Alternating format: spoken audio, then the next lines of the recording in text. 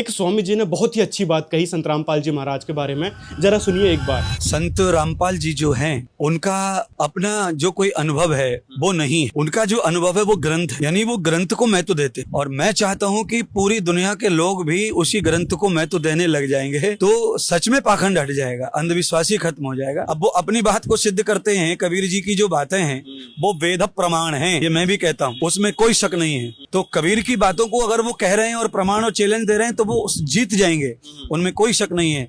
क्योंकि वेद बहुत प्राचीन सभ्यता है, कबीर जी का अपना अनुभव है वेदों का, और उन्होंने जो दिया है वो बहुत ही उत्तम है। कबीर जी का जो ज्ञान है वो बहुत ही उत्तम है, श्रेष्ठ है, समाज को पाखंड से बचाने वाला है, माता पिता गुरुजनों से जोड़ने वाला है। जो हमारे ऋषि बता के गए वही ज्ञान है। लेकिन स्वामी जी की एक शंका रह गई कि संत रामपाल जी महाराज अहंकारी हैं, उन्होंने सबको चुनौती देकर अपना अहंकार साबित किया है। जो चैलेंज है उनका वो अहंकार है, तो अहंकार उनमें किस बात का है? उनका निजी कोई ग्रंथ नहीं है, न निजी कोई टिप्पणी है। स्वामी जी ये अहंकार नहीं है, संत रामपाल जी महाराज के पास जो ऑथेंटिक ज्ञान है वो शास्त्र अनुकूल ज्ञान है, जिससे परमात्मा मिलेगा, सुख मिलेगा और साथ में मोक्ष मिलेगा। तो इस कारण संत रामपाल जी महाराज गारंटी देकर सद्भक्ति बताने का दावा करते हैं और इन नकली गुरुओं की भक्ति को गलत बताते हैं शास्त्रों के आधार पर। संत रामपाल जी महाराज ने कोई घमंड नहीं दिखाया है, उन्होंने उनसे निवेदन किया है, लेकिन उस निवेदन को न स्वीकारते हुए उन्होंने इसी जो आपने बात कही ना, उसी को बढ़ावा देने पर तुले हैं। वो चैलेंज किसको देते हैं? वो चैलेंज इन्हीं को देते हैं जो चल रहा है, खेल खिलौना जो बता रहे हैं वो इसी को चैलेंज देते हैं।